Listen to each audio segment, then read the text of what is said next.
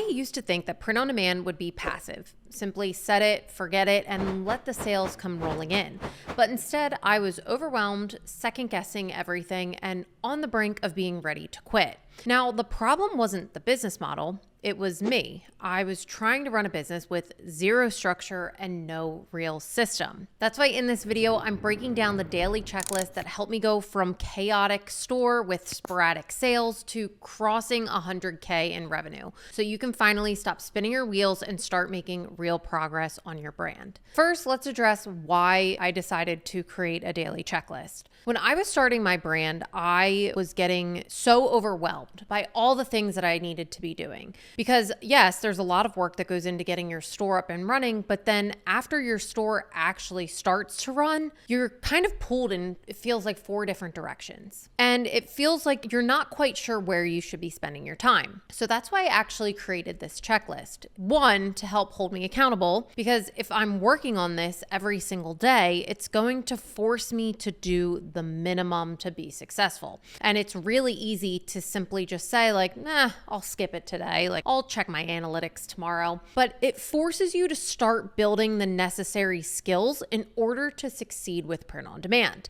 And not only are you practicing these skills that are going to get better and better over time, but you're also learning exponentially faster than if you were just kind of sporadically doing stuff here and there. And lastly, this checklist was what allowed me to very easily hire people to help me run my business, because you can't really create an SOP or a standard operating procedure if you don't actually know how to do the task really well yourself. So it's important to practice in going through all these things and setting up your own system so that way you can hand that system off later down the road. So let's open the checklist and take a look at what we have. So I broke the checklist up into 4 different departments because I feel like there are 4 big areas of the business that we need to make sure things are running smoothly with. Now, the first department that I'm going to talk about is analytics, because we want to make sure that our store is trending in the right direction. Now, this is the pulse check that we have on the performance of our store so that we can make smart, confident, fast decisions and not get lost in all of the numbers that are out there.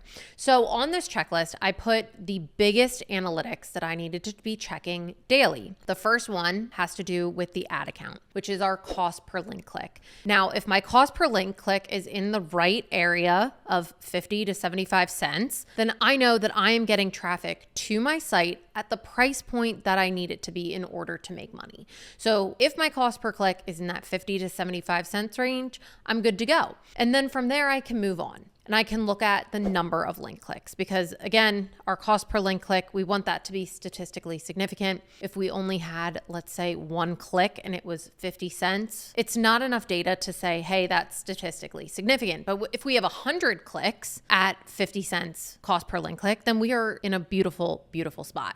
And finally, we have our ROAS, or the return on ad spend. This one is important because it's basically telling me, is my money machine working? Or every dollar that I am putting into the machine, am I getting any money in return? Because this is going to help determine if I'm actually profitable or not. My goal is to have a ROAS above a 2.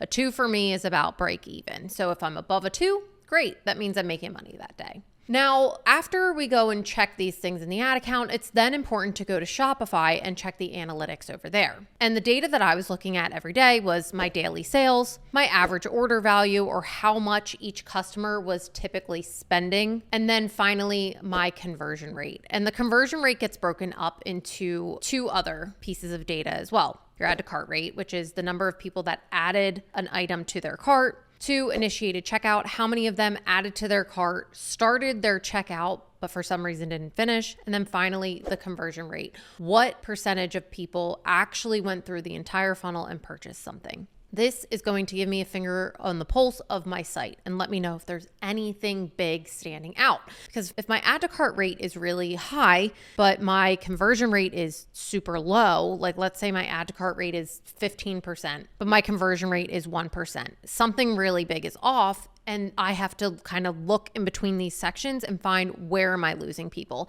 Is it something with my cart, or maybe it's something with my shipping and that's why people aren't checking out? Maybe there's a glitch or a bug going on. So that's going to give me a really good finger on the pulse to whether my site is operating the way that it should be. Now, if all of these analytics are in good range, great, we are running smoothly. Now, the other part of having this daily checklist is it helps to pick up patterns, because sometimes it's a gradual trend. And if we're not tracking it every single day, we're maybe not picking up on the pattern or the trend in order for us to stop ourselves, go and fix, what's maybe off in one area and then go back to it. So it's another reason why it's important to be doing this checklist every single day. Now, if everything is in range, you want to keep moving forward through the checklist.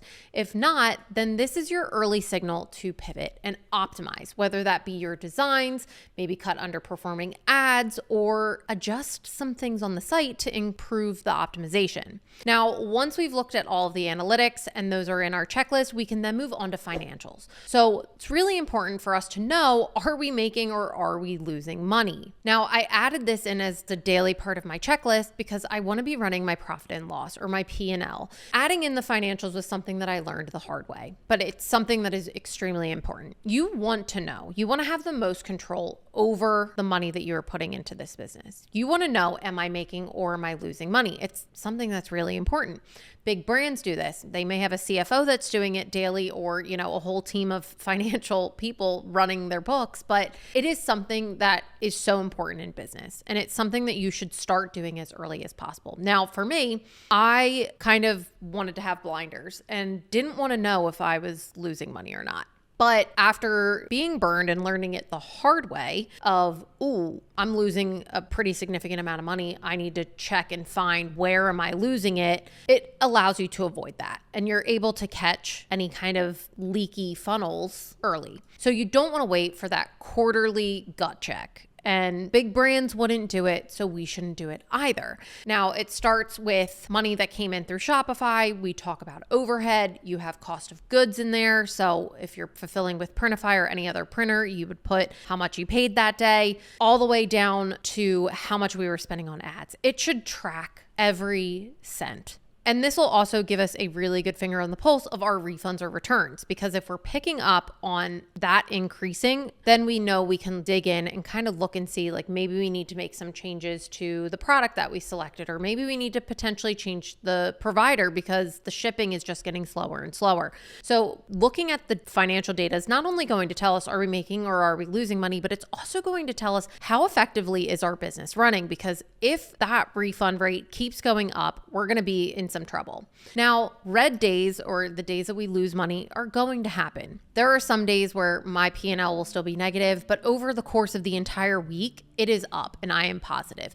It's just one of those things that happens, especially when running ads. Sometimes you have a really good day and then the next day, not so much. But I would rather know and be able to make adjustments and pivot and potentially cut ads or cut any type of software that I needed than to be shocked later down the line. Now, we want to treat this as if we are our own CFO. This is something that is super important. I highly, highly recommend doing it sooner rather than later. Now, the third department that I kind of broke this checklist up into was operations, and really looking at customer support. So as you start a brand, you're going to start getting tickets or people reaching out and having questions about your brand or the materials that you use or where you ship from. So it's important to start keeping track of the reasons why people are reaching out. And this is important because at the beginning, you are the support team, and it's actually a good thing. I actually ran our customer support for at least 2 years, and it was really eye-opening and let me really get to know who my customer was.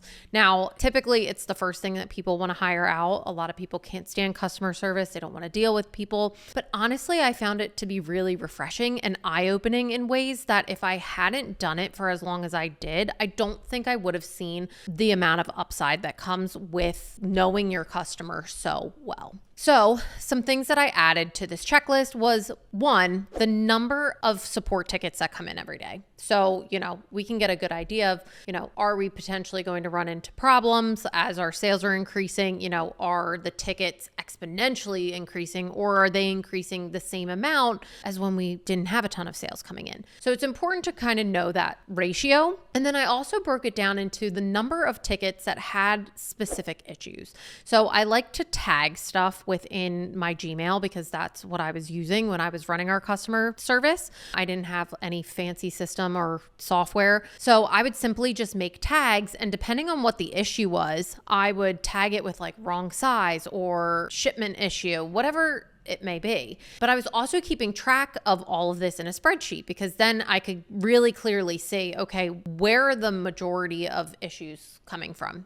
Is it with shipping and people are just getting delays, or are they reaching out for their tracking number? Do they just have general questions? Can I be updating my frequently asked questions section on my site to avoid people reaching out via support? So it's really important to know all of this, and it's going to allow you to give your customer the best experience that they could possibly get, because that's what makes us stand out from everybody else. Now, if you're someone who's a little nervous about starting to run your customer support because you're afraid you're going to get a nasty email from somebody, then I have something for you.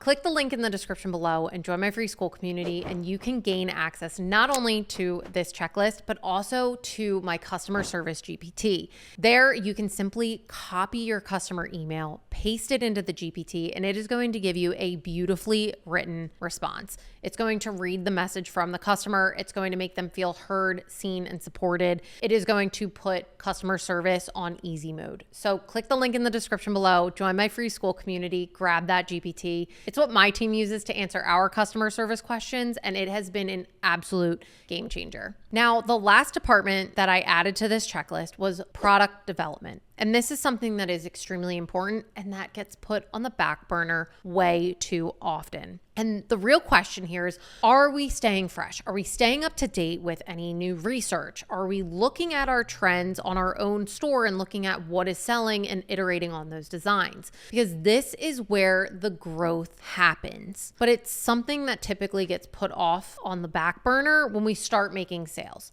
And that's because a lot of times the ads take our focus. But if we're not continuing to make new designs, doing research, then we're going to start losing that conversation with our customers. So it's really important that we are looking for ways to improve our products. So a few things that I added here. One is scanning social comments, looking at reviews and market trends. So the reason I put scan social comments is when you start running ads, people are going to start commenting on those ads. And a lot of times there's sometimes some little gold nuggets in there. People will give you, product ideas, or they'll say, oh, if this shirt said this instead, like it'd be perfect. A lot of times the niche will interact with you that way. So that is really important to look at those social comments and see what people in the niche are actually saying. Next is looking at market trends. This is something that's important to continue doing week after week. And I always say that your designs should be based off of research, because we don't want to just be making a bunch of random designs that we don't know if people are going to like or not. So we want to make sure we continue researching and looking at things within our niche to then be able to continue offering to our customers. So you want to be brainstorming at least 5 to 10 ideas based off of research or data.